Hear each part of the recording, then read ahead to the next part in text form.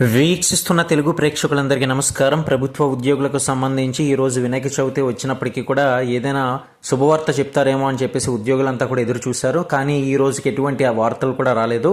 అయితే ప్రస్తుతం దసరా కానుకగా డిఏ బకాయిలన్నీ కూడా విడుదల చేయాలని గతం నుంచి ఉద్యోగులంతా కూడా చర్చించుకుంటున్న విషయం తెలిసిందే.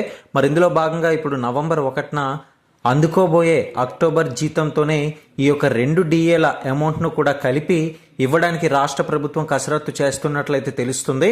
అయితే దీనిపై అధికారికంగా ఇంకా ప్రభుత్వం అనేది డేట్ అయితే ఇవ్వాల్సి ఉంది. దీనిపై ప్రభుత్వం త్వరలోనే క్లారిటీ అయితే ఇచ్చేస్తుందన్నమాట.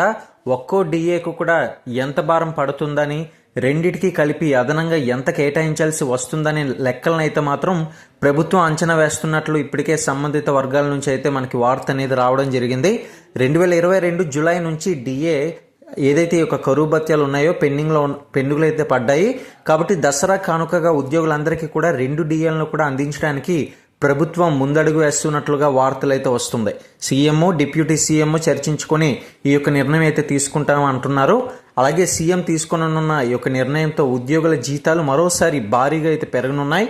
ఈ యొక్క నేపథ్యంలో ఉద్యోగులు సీఎం తన నిర్ణయాన్ని స్వాగతించడంతో ఆనందం వ్యక్తం చేస్తున్నారు. అఫీషియల్ అప్డేట్స్ కోసం ఛానల్ని సబ్స్క్రైబ్ చేసుకుని డైలీ ఫాలో అవ్వండి.